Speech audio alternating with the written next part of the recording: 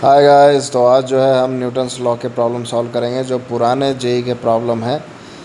तो ये रहा आपके सामने सवाल पहला।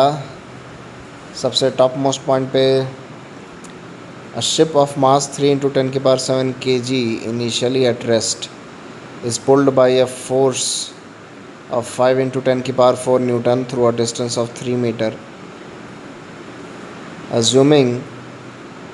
assuming that the resistance due to water is negligible, the speed of the ship is। ठीक है, तो ये देखो 1980 का आया हुआ सवाल है, आईआईटी का सवाल है। आसान सा सवाल है, तो आसान से सवाल से स्टार्ट करता हूँ। तो ये जो है ये कि इजी किल है, इसको लाइक आप बहुत जल्दी ही सॉल्व कर लेना, एग्ज़ाम में ज़्यादा टाइम नहीं देना है इस पर, क्योंकि आसान सा सवाल है। तो देखो क्या है यहाँ पे जो है, मास कितना है 3 × 10⁻⁷ kg और फोर्स कितना लग रहा है 5 × 10⁴ न्यूटन। तो क्या करेंगे, simply acceleration, speed of the पूछा है, स्पीड ऑफ द शिप जब वो 3 मीटर चल जाता है तो क्या एक्सेलरेशन निकाल लो पहले। क्या होता है एक्सेलरेशन, फोर्स बाय मास। तो फोर्स भी दिया हुआ है, मास भी दिया हुआ है, डिवाइड कर दो 5 × 10⁴ बाई 3 × 10⁻⁷। तो यहाँ से कितना होता है 5/3 × 10⁻³ मीटर पर सेकेंड स्क्वायर। ये क्या आ जाएगा, मीटर पर सेकेंड स्क्वायर। ठीक है, तो ये एक्सेलरेशन आ गया। अब 3 मीटर चलने में कितना उसको जो है कितनी स्पीड आ जाएगी, तो v² - u² = 2s लगा देंगे। v² - u² = 2s, v² - u² = 2s लगा देंगे यहाँ पे। तो देखो स्टार्ट तो ज़ीरो स्पीड से किया है तो u ज़ीरो हो जाएगा। ठीक है, तो इक्वेशंस ऑफ मोशन लगाने में तुम्हें कोई प्रॉब्लम नहीं आनी चाहिए। एक्सेलरेशन पॉजिटिव होगा 5/3 × 10⁻। कितना आ गया तुम्हारा, मास है तो तुम्हारा क्या हो जाएगा -3 10⁻⁻3। तो यहाँ से v की वैल्यू क्या आ गई 10⁻⁻2 10⁻⁻1, मतलब कि 0.1 मीटर पर सेकेंड।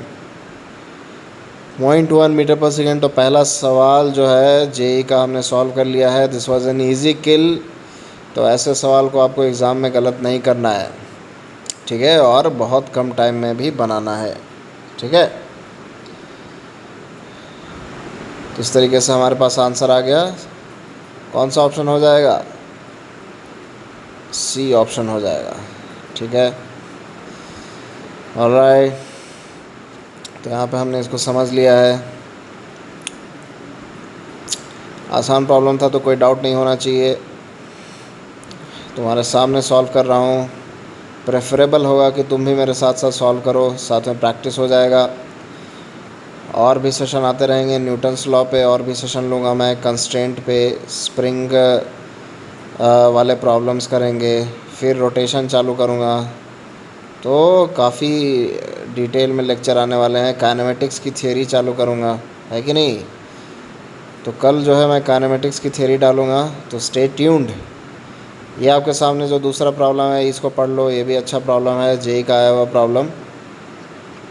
ठीक है, देखो पुराने जेई के प्रॉब्लम्स को सॉल्व करते हैं क्योंकि हमें पैटर्न का पता चल जाता है। सेट कॉन्सेप्ट्स होते हैं तो उनका आइडिया हो जाता है, उन्हीं कॉन्सेप्ट्स को घुमा फिरा के सवाल बनाए जाते हैं। तो यहाँ पे देखो एक 2.9 kg का लाइक ऑब्जेक्ट है और एक 1.9 kg का ऑब्जेक्ट है। बीच में, दोनों ऑब्जेक्ट के बीच में एक रोप है जिसके भी एक मास है, और उसमें जो लैम्डा है मास पर यूनिट लेंथ, तो कितना है 0.2 kg पर मीटर, और 1 मीटर का वायर है बीच वाला, तो उसका कितना मास हो जाएगा 0.2। तो देखो इस सिचुएशन को मैं ऐसे भी बना सकता हूँ, 0.2 kg के वायर को जो है उसको डिस्ट्रीब्यूट करके बना सकते हैं 0.1 kg और 0.1 kg, है कि नहीं, बना सकते हैं कि नहीं बना सकते हैं। और नीचे 1.9 हो जाएगा। ऐसा क्यों किया, क्योंकि मिड पॉइंट पे टेंशन पूछा है। जो सबसे नीचे वाला वायर है जिसका मास दिया हुआ है 0.2 kg पर मीटर मास डिस्ट्रीब्यूशन, उसके मिड पॉइंट पे टेंशन पूछा है। तो उसको इस तरीके से डिवाइड कर लो, और ये सारे जो थ्रेड्स हैं ये मासलेस हो जाएंगे अब। तो देखो ये बेसिकली है ना, एक जो थ्रेड का जो नीचे वाला हिस्सा है वो ऊपर वाले हिस्से को खींच रहा होगा, तो उस खिंचाव को मैंने एक टेंशन से दिखा दिया, है ना, और इस तरीके से दिखा दिया। अब देखो उस जो वायर का जिसका मास है वो 2.9 वाले को भी नीचे खींच रहा होगा और 1.9 वाले को भी ऊपर खींच रहा होगा, तो उसको भी एक थ्रेड से दिखा दिया है कि नहीं। तो इससे ज़्यादा अच्छे से समझ में आएगा। अब बोल रहा है कि सारा सिस्टम जो है वो 0.2 मीटर पर सेकंड स्क्वायर से ऊपर जा रहा है। तो हम ऐसे ग्रुप में सिस्टम्स मान सकते हैं। देखो सिस्टम मानने का तरीका क्या होता है कि उसका एक्सेलरेशन सेम हो, है कि नहीं, या उसकी वेलोसिटी सेम हो, है कि नहीं, तब सिस्टम मान सकते हैं। ठीक है ना, सेम डायरेक्शन में, है कि नहीं, रिजिड बॉडी की तरह एक्ट करे। रिजिड बॉडी अगर एक डायरेक्शन पर्टिकुलर डायरेक्शन में चलेगा तो रिजिड बॉडी के सारे पॉइंट्स उस पर्टिकुलर डायरेक्शन में चलेंगे, है कि नहीं। तो देखो ऊपर वाले को साथ में क्लब कर दिया तो कितना हो गया 3 kg, और नीचे वाले को साथ में क्लब कर दिया तो कितना हो जाएगा 2 kg, है कि नहीं। तो 2 kg। अब जो बीच वाला वायर आ गया इसमें टेंशन निकाल लेंगे तो यही आंसर हो जाएगा। सारा सारा जो जा रहा है वो कितने से जा रहा है 0.2 से जा रहा है। तो इस टेंशन की वैल्यू कैसे निकाल लोगे, टेंशन की वैल्यू कैसे निकाल, देखो किस तरीके से हमने प्रॉब्लम को सिंप्लीफाई कर लिया है। 9.8 यूज़ करने के लिए बोला है, तो 2 kg का फ्री बॉडी डायग्राम बनाओगे तो टेंशन ऊपर आएगा, 2 इंटू 9.8 नीचे आएगा, तो T minus 2 into 9.8 is equal to 2 into 0.02, कितना 0.2। एक्सेलरेशन कितना है 0.2, है कि नहीं। सॉल्व कर दो इसको तो टेंशन कितना आ गया 20 न्यूटन। मतलब जो जिस रोप का वेट दिया हुआ है उसके मिडिल पॉइंट पे कितना टेंशन आ गया 20 न्यूटन। कितना टेंशन आ गया 20 न्यूटन, ठीक है।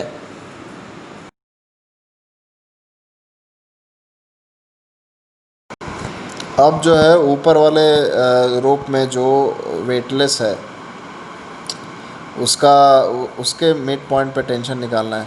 तो सिंस उसका कोई मास नहीं है तो उसके सारे पॉइंट पे सेम टेंशन रहेगा, है कि नहीं। उस पर कोई मास नहीं है तो उसके सारे पॉइंट पे जो है सेम टेंशन रहेगा। तो हम कैसे निकाल लेंगे, देखो तो हमने क्या किया, सिंपली फ्री बॉडी डायग्राम बना देंगे ऊपर ऊपर वाले पॉइंट का।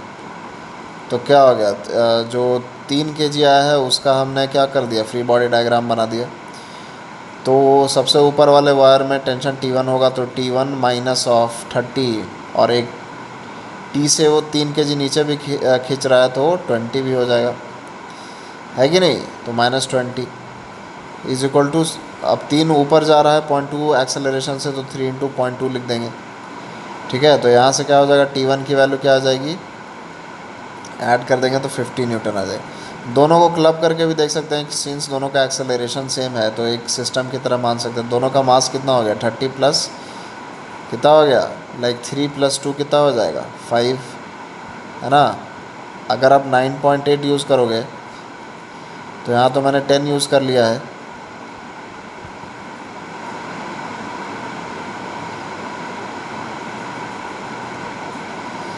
तो यहाँ पे 9.8 यूज़ कर लेता हूँ मैं। तो क्या हो जाएगा, दोनों को एक सिस्टम मानना हो तो 5 इंटू 9.8, 5 इंटू 9.8, 5 इंटू 0.2, ठीक है। तो T1 इज इक्वल टू क्या हो जाएगा तुम्हारा 49, और यहाँ से 1 आ जाएगा तो टोटल आ जाएगा 50 न्यूटन। तो कितना आ जाएगा 50 Newton is the tension in the upper wire, 50 Newton is the tension in the upper wire, ठीक है। तो इस तरीके से कौन सा ऑप्शन आ गया, कौन सा ऑप्शन आ गया, सेकंड आंसर हो गया। तो टेंशन जो भारी वायर था उसके बीच में टेंशन 20 न्यूटन आ गया, और जो हल्का वायर था उसमें टेंशन आ गया 50 न्यूटन, ठीक है। और पूरे वायर में, हल्के वाले पूरे वायर में 50 होगा क्योंकि उसका मास ही नहीं है कि नहीं।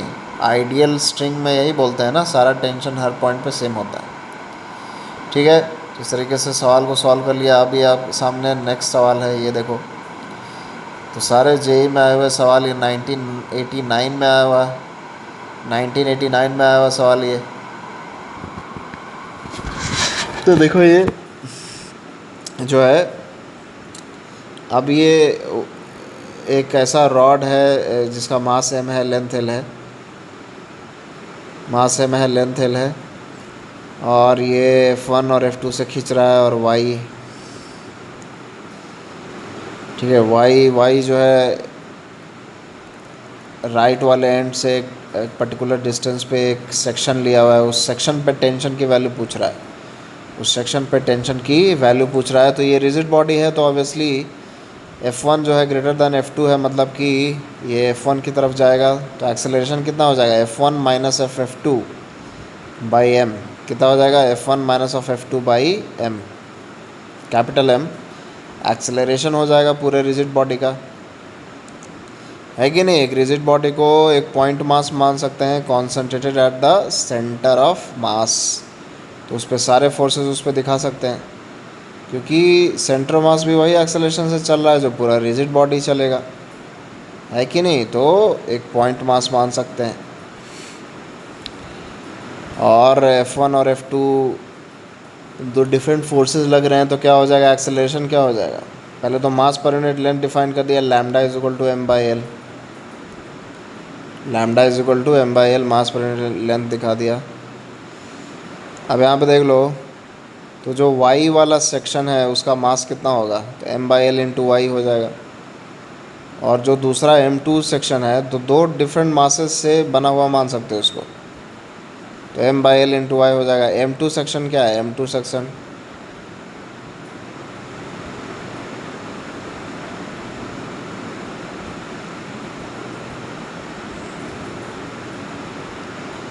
ये M1 है, और ये F1 है, और ये क्या है तुम्हारा F2 है, इस तरीके से।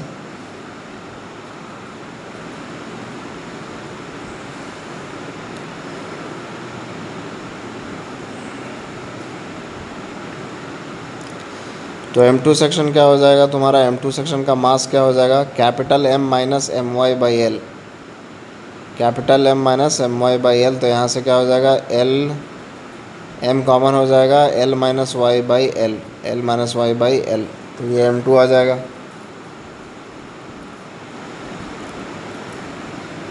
ठीक है, L minus y by l into m, तो M2 का मास आ गया। अब अगेन जो कॉन्सेप्ट हमने पिछले सवाल में यूज़ किया कि एक पूरे जो भारी थ्रेड था उसको एक बॉडी के ऑब्जेक्ट की तरह देख लिया, दो ऑब्जेक्ट से बना हुआ मान लिया, और उसके बीच में एक लाइट रोप लगा दिया, है कि नहीं। उसी तरीके से यहाँ पे कर लिया, M1 और M2 के बीच में एक लाइट रोप लगा दिया। तो वो लाइट रोप लगाने का मतलब ये है कि हम टेंशन दिखा रहे हैं कि बॉडी का एक हिस्सा दूसरे हिस्से को कैसे खींच रहा है, टेंशन से खींच रहा है कि नहीं। न्यूटन थर्ड लॉ है ना, दोनों हिस्सा एक दूसरे को खींचेगा, है कि नहीं। यही तुम्हारे देखो फिगर में दिखा रखा है। तो तुम जो है M2 का फ्री बॉडी डायग्राम बनाओगे तो टेंशन उसको आगे खींच रहा है, तो T minus F2 is equal to M2 into A. तो M2 की वैल्यू डाल दो यहाँ से, T की वैल्यू निकाल लो यहाँ से, क्या हो जाएगा, F2 plus M L minus y a by l, ठीक है। और M1 का फ्री बॉडी डायग्राम बना लो, तो क्या हो जाएगा, F1 minus T is equal to M1 into A, है कि नहीं। और T की वैल्यू जो अभी निकालो यूजिंग द M2 पार्ट, उसको यहाँ पे पुट कर दो, ठीक है। तो यहाँ क्या हो जाएगा, F1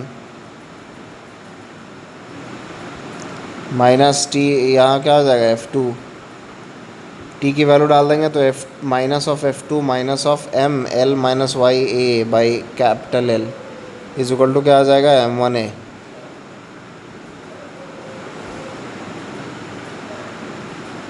है ना। तो M1A आ गया यहाँ पे, और M1 की वैल्यू डाल देंगे, क्या आया था M1 की value, M by l into y, M by l. तो यहाँ से ये आ गया। तो अब जो है F1 माइनस ऑफ F2, देखो एक्सेलरेशन निकल के आ गया ना। तो आसान सा सवाल है, बट थोड़ा सा कैलकुलेशन, तो इसको मैं 5 में से 3 दूंगा, है कि नहीं। कॉन्सेप्ट कुछ खास नहीं है, बट कैलकुलेशन है। तो F1 minus of F2 is equal to क्या आ जाएगा तुम्हारा, LCM ले लो, तो ऊपर आ जाएगा तुम्हारा ML A minus M Y A plus of M Y A, ठीक है। तो यहाँ एम वाई कट गया, तो यहाँ से तुम्हारा आते दिख रहा है एक्सेलरेशन की वैल्यू आ गई, वो कितनी आ गई,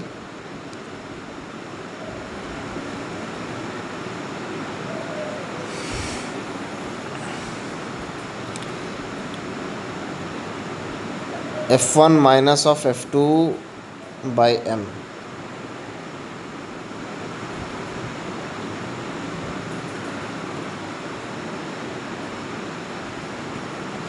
तो ये तो एक तरीका है इसका, ऑलरेडी मैंने बता दिया तुम्हें कंक्लूजन की एक्सेलरेशन तो already F1 minus F2 by capital M ही होगा ना, है ना। नेट फोर्स क्या लग रहा है, F1 माइनस F2, और एक्सेलरेशन क्या हो जाएगा, नेट फोर्स बाई मास। तो अब टेंशन निकाल लो यहाँ से।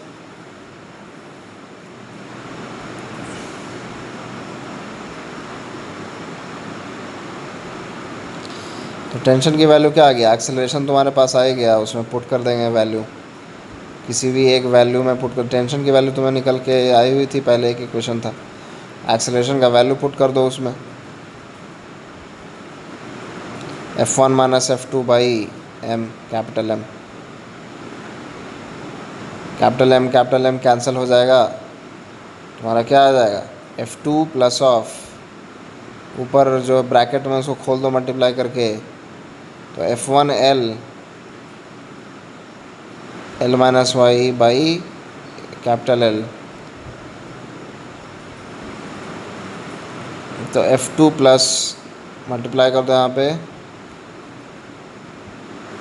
F1 l minus F1 y minus F2 l plus of F2 y by क्या आ जाएगा, एलसीएम ले लो तो F2 एल हो जाएगा, लेकिन ये क्या कट गया। तो यहाँ से तुम्हारे पास आंसर क्या आ गया, F1 एल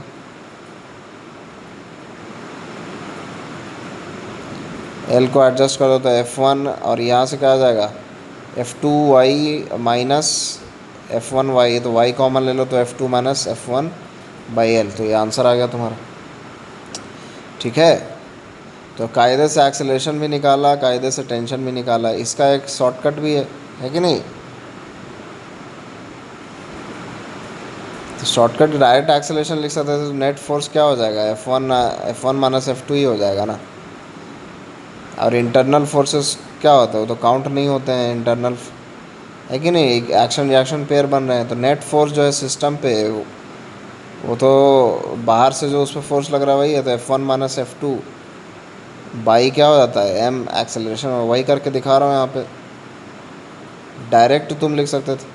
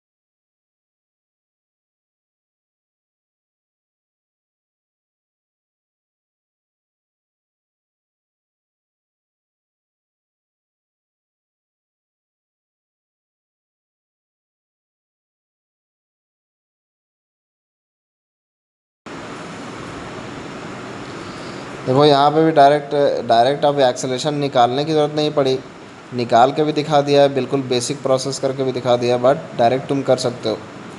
तो एग्ज़ाम में तुम्हें डायरेक्ट एक्सेलरेशन लिखना है ना, F1 minus F2 by M डाल दिया यहाँ पे, बाद में वही प्रोसेस है।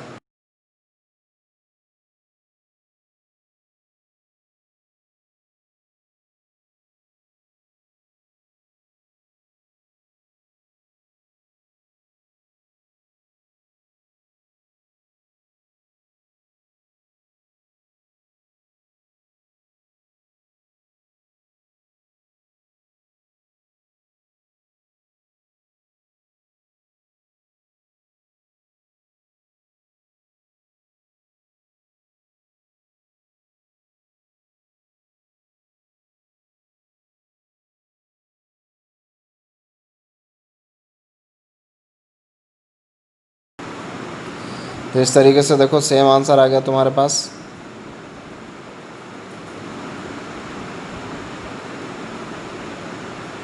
सेम आंसर आ गया। तो दोनों मेथड देख लिया है। अगर आप बिल्कुल एक्सेलरेशन का पता नहीं कर पाएँ तो आप प्रॉपर तरीके से सारे फ्री बॉडी डायग्राम बना के सॉल्व कर लो, ठीक है कि नहीं। तो इस तरीके से इस सवाल का भी हो गया है पूरा रिसर्च। अब करेंगे हम अगला सवाल। तो अगला सवाल ये आपके सामने है, 2 blocks of masses m1 and 3 kg and m2 1/√3 kg are connected by a light inextensible string which passes over a smooth peg. The block rests on a inclined smooth planes of a wedge fixed and the peg is fixed to the top of the wedge.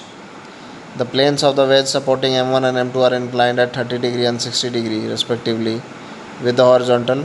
Calculate the acceleration of the masses and the tension in the string. तो ये देखो, ये भी JEE का आया हुआ है, ये 1999 का आया हुआ है। आसान सा सवाल है। दो मासेस हैं जो पुली के दोनों साइड पे हैं, जो रखे हुए हैं, और ट्रायंगुलर वेड्ज है यहाँ पे। सिंपल सी बात है, 3 kg वाला भारी है तो वो नीचे आएगा, फ्रिक्शन है नहीं, तो mg sin theta along the slope होता है ना, mg sin थीटा, इसमें प्रॉब्लम नहीं होनी चाहिए। Along the normal mg cos theta होता है। तो mg sin theta minus T is equal to ma लिख दिया मैंने सिंपली से। 3 kg के लिए sin 30 की वैल्यू कितनी हो जाएगी, हाफ। तो घटा के यहाँ पे 15 माइनस टी आ गया 3a। तो एक इक्वेशन बन गया तुम्हारा, 15 minus T is equal to 3a। उसके बाद क्या होगा तुम्हारा, 1/√3 वाला जो मास है वो ऊपर खींचेगा, तो t माइनस 1/√3 g sin 30। तो sin 30 कितना होता है, √3/2, ठीक है। तो यहाँ से 5 कैंसिल कर दो, इज इक्वल टू 1/√3 आ जाएगा। तो यहाँ से टेंशन इज इक्वल टू क्या आ गया, 5 प्लस a/√3। टेंशन क्या आ गया, 5 प्लस a/√3। टेंशन को हम उसमें पुट कर देंगे, है ना, पहले वाला जो इक्वेशन आया था उसमें पुट कर देंगे। तो 15 minus T is equal to 3a। तो 15 minus 5 minus a/√3 is equal to 3 आ जाएगा। 15 में से 5 गया, कितना हो जाएगा, 10। 10 बजेगा, 10 माइनस, तो यहाँ से a/√3 उधर चला जाएगा, 3a आ जाएगा। a का वैल्यू आ गया एक्सेलरेशन का, कितना आ गया तुम्हारे पास, 10√3/1 प्लस 3√3 है कि नहीं, 1 प्लस 3√3 एक्सेलरेशन आ गया। एक्सेलरेशन आ जाएगा तो टेंशन भी आ जाएगा, एक्सेलरेशन आ जाएगा तो टेंशन भी आ जाएगा, ठीक है। तो इस तरीके से ये सवाल को सॉल्व कर लिया। आसान सा सवाल था। तो इन सब कुछ सवाल को सॉल्व करने में ज़्यादा टाइम नहीं लगना चाहिए, बस कैलकुलेशन है। तो मैं इसको 5 में से 2 दूंगा। तो आज सच अभी तक कोई उतना टफ सवाल नहीं आया था। और न्यूटन्स लॉ सच जो एग्ज़ामिनेशन में है ना, न्यूटन्स लॉ जो है ना, एक कॉन्सेप्ट की तरह यूज़ होता है। डायरेक्टली सवाल नहीं आता है इस चैप्टर से, लेकिन ये ना डिफरेंट चैप्टर्स के साथ मिक्स होके आता है ना, free body diagram banana and all that, है कि नहीं। अब यहाँ पे देखिए जो आपके सामने नेक्स्ट सवाल है, तो ये अच्छा सवाल है। इसको मैं 5 में से 3.5 दूंगा, क्योंकि कॉन्सेप्ट इन्वॉल्व है, कैलकुलेशन नहीं है, समझ आ रहा है। तो 3.5, ठीक है। अब यहाँ पे देखो, सवाल में ये बोला है कि ये जो हिंज है ये पुली पे कितना फोर्स लगा रहा होगा, रिएक्शन फोर्स, है ना। अब पुली जो स्टैटिक है, तो पुली को स्टैटिक रखने के लिए यही फोर्स लगा सकता है, क्योंकि यही कांटेक्ट में है, ठीक है। तो अब देख लेते हैं यहाँ पे पुली का भी जो है मास दिया हुआ है, आइडियल पुली नहीं है, तो वो मास जो है, तो एक बार हम ये जो मास लटका हुआ है इसका फ्री बॉडी डायग्राम बनाते हैं। तो mg नीचे आ जाएगा और टेंशन ऊपर आ जाएगा, तो t is equal to mg, है कि नहीं। सिस्टम पे लगने वाले फोर्सेस को दिखाते हैं। तो सिस्टम अभी हमने इस कैपिटल मास के ऑब्जेक्ट को ले लिया है। उसके बाद जो है अब पुली का फ्री बॉडी डायग्राम बनाएंगे। तो पुली का जो है, अब देखो एक मास थ्रेड खुद खींचेगा, है कि नहीं, टेंशन ऑलवेज पुल्स। तो mg नीचे खींचेगा, वही टेंशन ऊपर चला जाएगा उधर। तो टेंशन जो है यहाँ पे mg हो जाएगा उधर भी। अब पुली का खुद का एक मास है mg, ठीक है। तो यहाँ पे देखो नेट जो फोर्स आ रहा है पुली पे वो क्या क्या है, माइनस जे कैप में है mg plus capital mg plus small mg, capital mg plus small mg देखो। और जो है माइनस आई कैप में है कैपिटल mg। तो दोनों का क्या होगा, वेक्टर सम हो जाएगा, है कि नहीं। दोनों का वेक्टर सम, दोनों वेक्टर 90 डिग्री पे हैं। तो इस तरीके से जी m प्लस एम का whole square, m plus M का whole square plus of m plus M का whole square plus of m square. तो इस तरीके से हमारे पास जो है नेट आ गया, नेट फोर्स ऑन द पुली, है ना। तो ये इस नेट फोर्स को बैलेंस करने के लिए हिंज फोर्स लगाएगा, तभी तो नेट फोर्स 0 आएगा। ये जो नेट फोर्स आया ड्यू टू थ्रेड आया एंड खुद के मास के कारण। तो इन सब का रिजल्टेंट को बैलेंस कौन करेगा, हिंज का फोर्स पुली पे, है कि नहीं। क्योंकि पुली एक स्टैटिक इक्विलिब्रियम में है ना। तो कौन सा ऑप्शन दिख रहा है, कौन सा दिख रहा है, डी ऑप्शन। कौन सा, डी ऑप्शन, ठीक है। तो देखो डायरेक्शन दिखा दिया मैंने कि रिएक्शन कैसा आएगा, रिएक्शन आएगा लाइक साउथ साउथ साउथ और वेस्ट डायरेक्शन में आएगा, लाइक थर्ड क्वाड्रेंट में एंटी क्लॉकवाइज। तो हिंज का जो रिएक्शन आएगा वो किधर आएगा, तुम्हारा फर्स्ट क्वाड्रेंट में आएगा कहीं पर। अब एग्जैक्टली जो है नॉर्थ ईस्ट नहीं हो सकता है। यहाँ पे देखो सारा कुछ एकदम खोल खोल के समझा रहा हूँ, कुछ ऐसा कुछ डाउट नहीं होना चाहिए। कुछ डाउट अगर आता है ऑब्वियसली आपके मन में कुछ ना कुछ सवाल तो आते ही होंगे, तो आप उसको कमेंट करके जो है क्लियर कर सकते हो। तो we are like always in touch 24/7। आप कमेंट करिए, जब भी मैं कमेंट को देखूँगा मैं जो है उसको क्लियर कर दूँगा। अब यहाँ पे एक और सवाल है, तो एक और सवाल है, इसको देखो कैसे है।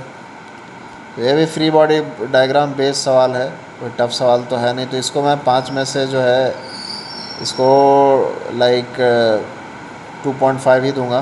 कैलकुलेशन भी ज़्यादा नहीं है और नॉर्मल सा ही सवाल है। तो देखो √2m स्टैटिक इक्विलिब्रियम में है पूरा सिस्टम। तो √2m पे जितना भी फोर्स लग रहा हो, ग्रेविटी के कारण जो भी फोर्स लग रहा हो, बैलेंस हो जाए। T1 cos थीटा ऊपर लग जाए T2 cos theta, T1 sin theta. देखो कॉम्पोनेंट है, कॉम्पोनेंट लेने में कोई प्रॉब्लम नहीं होगा तुम्हें।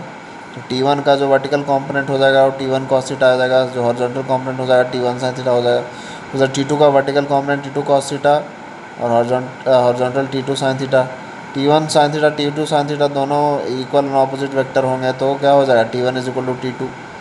समझा रहा है कि नहीं। तो वर्टिकल कॉम्पोनेंट क्या हो जाएगा, 2t cos theta. Vertical component क्या आ जाएगा, 2t cos थीटा।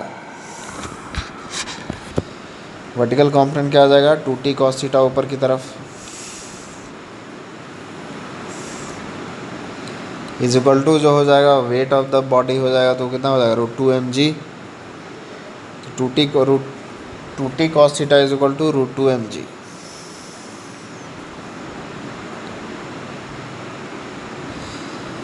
तो 2t cos थीटा = √2mg हो जाएगा, है कि नहीं।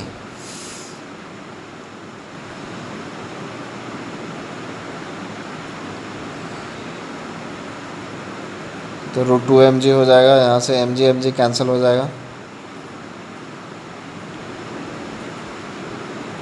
अच्छा देखो t की वैल्यू भी आ गई। t जो दोनों स्मॉल मास के ब्लॉक लटके हुए हैं उसका फ्री बॉडी डायग्राम बनाएंगे तो t = mg आ जाएगा। पुली जो है वो आइडियल है, पुली स्मूथ है एंड थ्रेड जो है नेग्लिजिबल मास का है।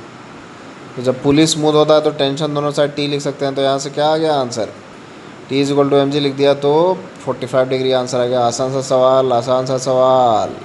इन सब सवालों को अगर आप एग्ज़ाम में गलती करके आते हैं तो you are on a big shit. ठीक है, चलो तो नेक्स्ट सवाल लेते हैं हम लोग। जेई का एक और सवाल है, स्प्रिंग सिस्टम पे बेस्ड सवाल है। तो स्प्रिंग सिस्टम को हम डिस्कस करेंगे, नेक्स्ट लेक्चर आने वाला है। सारे स्प्रिंग प्रॉब्लम्स को हम एक एक करके किल करेंगे। क्या करेंगे? Chicken dinner. ठीक है, तो यहाँ पे देखो, अब यहाँ पे 2m है और m इस तरीके से है।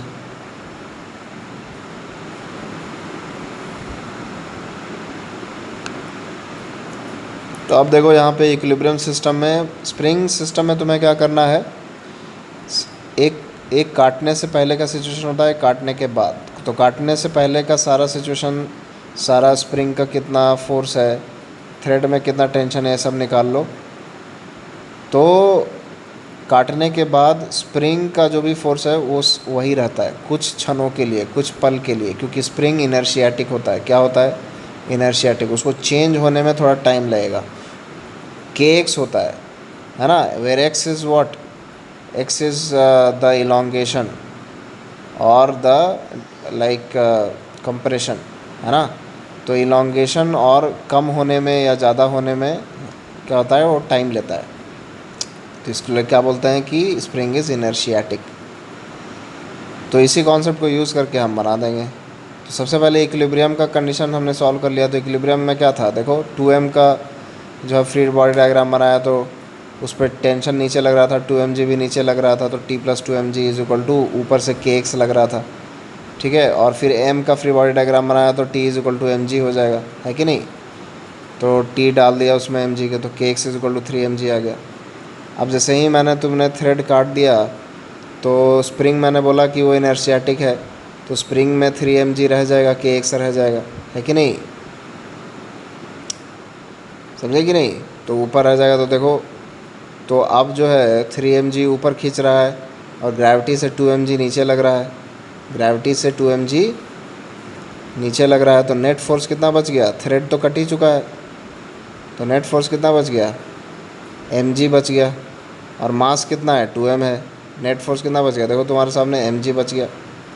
ठीक है, और मास कितना है, 2m है। तो mg बाई क्या हो जाएगा, 2m, net force upon 2m। तो कितना आ गया, mm कट गया, g/2। मतलब कि जो 2m मास का जो ब्लॉक है वो g/2 से ऊपर जाएगा, g/2 से ऊपर जाएगा, g/2 से ऊपर जाएगा। और जो m वाला ब्लॉक है, स्मॉल m, वो क्या होगा, वो तो काट दोगे तो वो धड़ाक से नीचे गिर जाएगा, है कि नहीं। अरे वो नीचे गिरेगा ना यार, इतना कॉमन सेंस तो होना चाहिए ना, क्या। अरे हाँ कि नहीं, हाँ समझे। तो कौन सा ऑप्शन हो जाएगा, ए। अब 2m वाला देखो वो ऊपर जा रहा है, और क्योंकि स्प्रिंग जो है इनर्शियाटिक था, स्प्रिंग में पहले से जो फोर्स था वो kx था, जिसकी वैल्यू 3mg थी, तो बाद में भी 3mg ही लग रहा है। तो 2m का फ्री बॉडी डायग्राम बना दिए, है कि नहीं। 3mg ऊपर, 2mg नीचे, 2mg खुद के वेट के कारण 2m का, तो बचा कितना ऊपर, mg।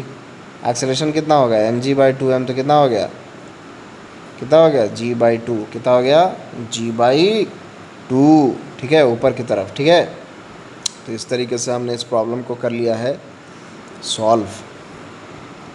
अब हम करेंगे नेक्स्ट प्रॉब्लम सॉल्व।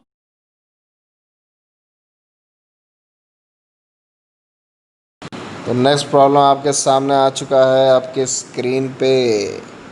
तो यहाँ पे देखिए, सवाल को पढ़ लीजिए, फिगर आपके सामने है। उसके बाद हम दोनों मिलकर सॉल्व करेंगे सवाल को, और न्यूटन्स लॉ समझ लेंगे अच्छे से। देखो लाइक ये जो सेशन है ना सबके लिए है। 11th के स्टूडेंट जो अभी अभी उन्होंने न्यूटन्स लॉ पढ़ा है वो भी देख सकते हैं कि जेई में किस तरीके के प्रॉब्लम आते हैं। और जो 13th में है रिपीटर हैं उनको तो देखना ही है, और जो 12th में है उनको उनको भी और देखना चाहिए, क्योंकि 11th वो थोड़ा बहुत जो है उनके दिमाग से थोड़ा सा जो है इवेपोरेट हो जाता है, समझे। तो क्या करना है, रिवाइज़ कर लेना है देख के। कितना टाइम लगेगा, ये 48 मिनट का वीडियो है, तो 48 मिनट तो दे ही सकते हो तुम। और जेई के सवाल ही सॉल्व कर रहे हैं, है ना। तो जो है रेलिवेंट सवाल सॉल्व कर रहे हैं तो तुम्हें समझ में आ जाएगा, एक व्यू पॉइंट मिल जाएगा कि जेई कैसे सवाल बनाता है प्रैक्टिकल बेस्ड एकदम। ठीक है, नेक्स्ट सेशन जो आने वाला है उसमें मैं अपने हिसाब से हैंड पिक्ड क्वेश्चन लूँगा, है कि नहीं, जो तुम्हें बहुत बेनिफिट पहुंचाएगा। जिस तरीके से मेरे साथ प्रिपेयर करते रहो। यहाँ पे देखो क्या सिचुएशन है कि एक जो बॉल था वो 2a डिस्टेंस पे था, तो थ्रेड को बीच से खींच दिया, तो जब दोनों के बीच में 2x डिस्टेंस हो गया तो कितना एक्सेलरेशन है बॉल का, ये पूछ दिया है। तो देखो फिगर बना दिया मैंने, सिचुएशन ऐसा हो गया होगा, एक थीटा आ गया होगा, है कि नहीं। टेंशन तो सी पॉइंट का फ्री बॉडी डायग्राम बना दिया, तो सिस्टम पे लगने वाले फोर्सेस को दिखाते हैं। तो सी पॉइंट पे कौन कौन सा फोर्स लग रहा है, 2 टेंशन लग रहा है और एक एफ ऊपर लग रहा है। तो टेंशन का जो वर्टिकल कंपोनेंट आ जाएगा नीचे कितना आ जाएगा, टी साइन थीटा, और कितना आ जाएगा टी साइन थीटा। कंपोनेंट लेने में देखो भाई जल्दी जल्दी करना चाहिए आपको, इसमें कोई प्रॉब्लम नहीं है। जिधर थीटा उधर कॉस, है कि नहीं, हटा साइन सटा कॉस, है ना, जिधर थीटा उधर कॉस। तो थीटा तुम्हें मालूम है, वो जो हॉरिजॉन्टल से थीटा बन रहा है उसके हिसाब से एक टेंशन अगर T1 मान लो, दूसरा T2 मान, सिमेट्रिकल है तो दोनों टेंशन बराबर ही रहेंगे सिमेट्रिकल सिचुएशन में, कॉमन सेंस लगा सकते हो।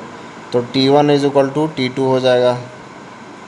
अब वर्टिकल में F is equal to 2t sine theta हो जाएगा, है कि नहीं, क्योंकि सी पॉइंट तो एक थ्रेड है ना, और थ्रेड आइडियल है यहाँ पे, मासलेस है, तो वहाँ पे जो भी टेंशन है नीचे और ऊपर बराबर होना चाहिए।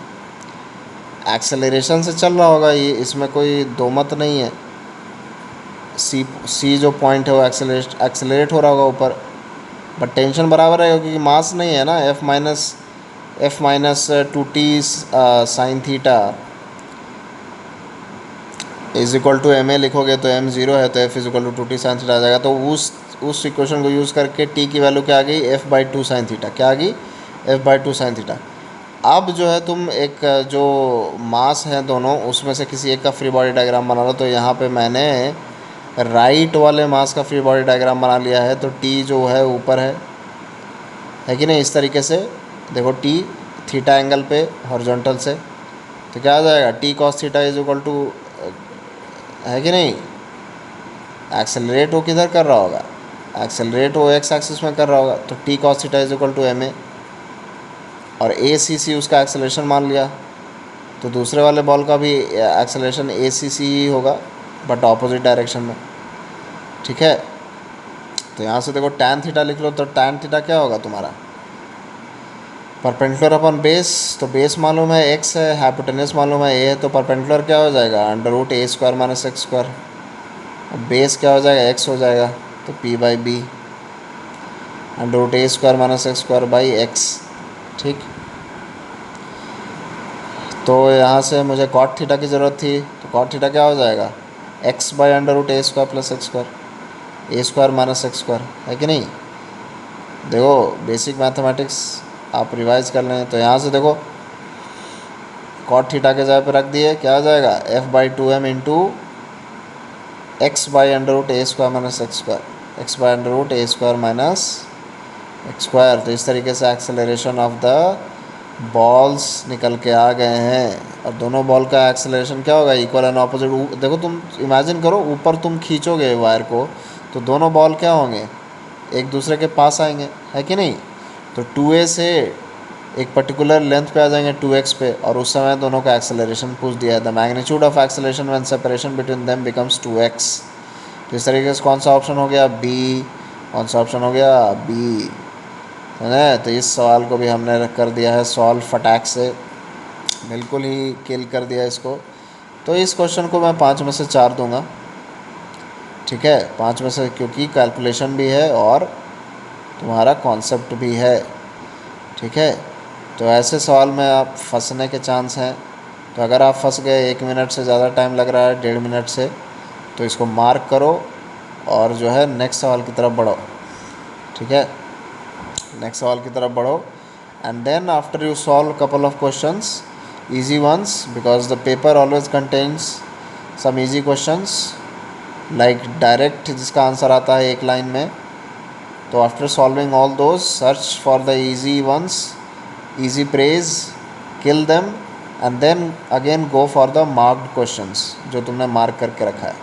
तो इस तरीके से स्ट्रैटेजिकली अपने जो है पेपर को एनालाइज करके दिमाग शांत करके सॉल्व करो, ठीक है।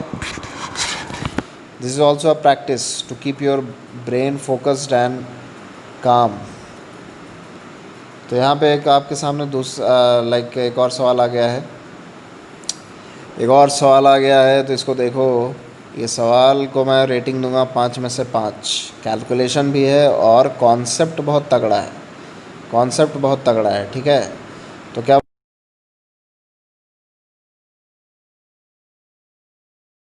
एक पैराबोलिक शेप्ड वायर है जिस पे एक बीड रेस्ट कर रहा है उसके लोएस्ट पॉइंट पे, है ना। तो अब क्या करता है ना कि इस वायर को एक्सेलरेट करवा देता है अलॉन्ग द एक्स एक्सिस।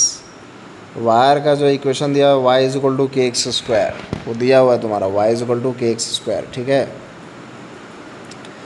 तो इस तरीके से एक्स एक्सिस में वो एक्सेलरेट कर रहा है। तो बीड का इक्विलिब्रियम होगा, क्या होगा, वायर के फ्रेम में अगर चले जाओगे तो नॉन इनर्शियल फ्रेम हो जाएगा। नॉन इनर्शियल फ्रेम हो जाएगा तो सूडो फोर्स आ जाएगा। और वो किधर होगा, फ्रेम के ऑपोजिट, फ्रेम के एक्सेलरेशन के ऑपोजिट। तो देखो सूडो फोर्स आ गया। अब बीड जो है वो टेंजेंशियली क्या होगा, स्टैटिक इक्विलिब्रियम में होगा, है ना। नहीं तो वो फिसल के नीचे आ रहा होता, बट ऐसा तो हो नहीं रहा है। मतलब कि जो टेंजेंशियली जो फोर्सेस के कंपोनेंट हैं वो इक्वल एंड ऑपोजिट होंगे। और नॉर्मली भी जो है क्या बीड स्टैटिक इक्विलिब्रियम है तो नॉर्मली भी सारे फोर्सेस बैलेंस्ड होंगे। तो टेंजेंशियली बैलेंस कर दो तो क्या आ गया तुम्हारे पास, एम ए कॉस थीटा। कॉम्पोनेंट देखो ध्यान से लेना, एम ए कॉस थीटा और एम जी का एम जी साइन थीटा आ गया। थीटा कौन सा डिफाइन किया है, देखो मैंने एक्स, जो रेड वाला टेंजेंट लाइन है वो एक्स एक्सिस के साथ थीटा एंगल बना रहा है कि नहीं, और एक्यूट एंगल लिया है मैंने, देखो यहाँ से। तो m A cos theta is equal to क्या आ गया, एम जी साइन थीटा। तो यहाँ से tan theta is equal to a by g आ गया। Tan theta is equal to क्या आ गया, ए बाई जी। अब टैन थीटा तुम्हें एक और चीज़ याद आता है, वो क्या है, स्लोप। क्या होता है, स्लोप। बट स्लोप तो it is tan of the angle made from positive x axis, like it is tan of the angle made from positive x axis. तो यहाँ पे क्या होगा तुम्हारा, बताओ स्लोप क्या हो जाएगा, tan pi minus theta. Obviously यहाँ पे स्लोप नेगेटिव है, तुम तो पता चल ही रहा होगा कि टैन जो है 90 डिग्री से बड़ी एंगल है, तो यहाँ पे क्या होगा, टैन नेगेटिव हो जाएगा। तो टैन पाई माइनस थीटा जो है 90 डिग्री से बड़ा एंगल कौन सा मैं बोल रहा हूँ, जो स्लोप का एंगल है। Slope is tan of the angle made from positive x axis. तो पॉजिटिव एक्स एक्सिस 90 डिग्री से बड़ा एंगल बना रहा है ना, तो स्लोप जो आएगा वो नेगेटिव आएगा, माइनस टैन थीटा। बट मुझे मैग्नीट्यूड देखना है, मैग्नीट्यूड कितना हो जाएगा स्लोप का, टैन थीटा हो जाएगा। स्लोप का मैग्नीट्यूड क्या हो जाएगा, टैन थीटा हो जाएगा,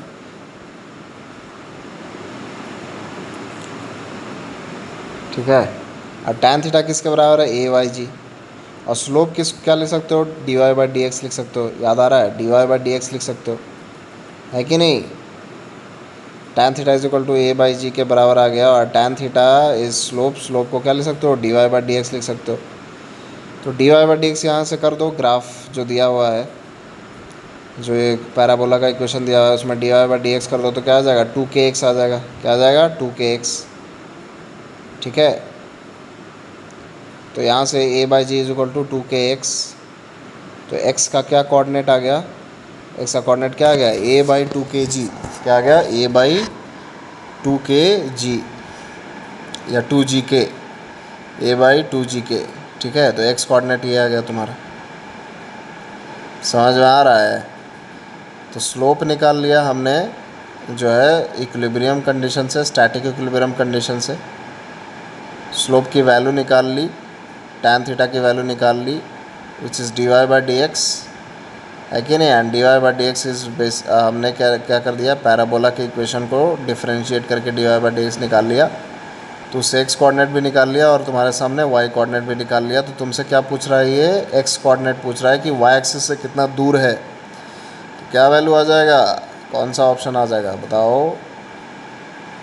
तो ये तो वाई कोऑर्डिनेट निकल गया, तो ये एक अच्छा सवाल है, इसको 5 में से 5 दूंगा मैं। कॉन्सेप्चुअली बहुत ही अच्छा, कैलकुलेशन भी वाई कोऑर्डिनेट पूछ देता तो आंसर क्या आता है, a² / 4kg²।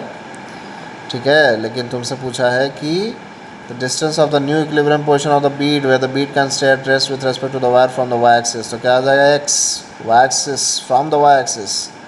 तो B option a/2kg, y axis से a/2kg दूरी पे, नेगेटिव x एक्सिस में। ठीक है, और अगर जो है इसी पैराबोला को हम लाइक लेफ्टवर्ड ले जाते तो a/2kg वो पॉजिटिव x एक्सिस में इक्विलिब्रियम बनता है कि नहीं। तो इतना तो समझ आ रहा होगा तुम्हें। अब यहाँ पे देखो एक AIEEE का सवाल है जो पहले मेंस होता था, 2005 का सवाल है। ये देखो, a block is kept on a frictionless inclined surface. A block is kept on a frictionless inclined surface with angle of inclination alpha. Inclined surface है, जो एंगल ऑफ इंक्लिनेशन क्या है, अल्फ़ा है। The incline is given an acceleration a to keep the block stationary. तो किधर देना चाहिए तुम्हें, तुम्हारे हिसाब से जो एक्सेलरेशन है इंक्लाइन का किधर होना चाहिए, राइटवर्ड या लेफ्टवर्ड। राइटवर्ड दोगे तो सूडो फोर्स जो है उसको और जो है सरफेस से ऊपर उठाने की कोशिश करेगा, समझ आ रहा है। और लेफ्टवर्ड दोगे तो सूडो फोर्स उसको सरफेस पे दबाने की कोशिश करेगा, है कि नहीं। तो किधर देना चाहिए, मुझे लेफ्टवर्ड देना चाहिए ऑफ कोर्स, ताकि सूडो फोर्स उसको और सरफेस पे दबा के रखे, ऊपर की तरफ फोर्स लगाए, तभी तो वो mg sin थीटा को बैलेंस करेगा, है कि नहीं। तो सबसे पहले तो सूडो फोर्स का डायरेक्शन तुम्हें लाइक लगाना आना चाहिए, किधर होना चाहिए। अगर हमने इंक्लाइन प्लेन को लेफ़्ट मूव किया है तो सूडो फोर्स किधर होगा, राइट की तरफ। लगा दिया, फिगर में लगा दिया, है कि नहीं। अब ma का जो है हम क्या कर देंगे, कंपोनेंट ले लेंगे अलोंग द इंक्लाइन। तो ms क्या हो जाएगा, कॉस अल्फ़ा ऊपर हो जाएगा। कंपोनेंट लेने में कोई प्रॉब्लम नहीं भाई, हटा साइन हटा कॉस, जिधर कॉस उधर, जिधर अल्फ़ा थीटा उधर कॉस। तो ma कॉस अल्फ़ा ऊपर आ गया और mg साइन अल्फ़ा नीचे आ गया, दोनों बैलेंस हो जाएंगे। तो यहाँ देखो, यहाँ से क्या आ गया मेरे भाई, क्या आ गया, एक्सेलरेशन की वैल्यू क्या आ गई, g sine alpha by cos alpha, है ना। अलोंग द इंक्लाइन हमने क्या ले लिया, स्टैटिक इक्विलिब्रियम। क्या ले लिया, स्टैटिक इक्विलिब्रियम। तो जी टैन अल्फ़ा, कौन सा ऑप्शन दिख रहा है तुम्हें, सेकंड। कौन सा ऑप्शन दिख रहा है, सेकंड। ठीक है, अगर वही राइटवर्ड चलाते तो क्या होता, सूडो फोर्स लेफ्टवर्ड आता। तो तुम्हें नहीं दिख रहा है कि उसका कॉम्पोनेंट mg साइन अल्फ़ा को ही स्ट्रेंथन करता, तो ब्लॉक कभी इक्विलिब्रियम में रह ही नहीं सकता था। ठीक है, तो इस तरीके से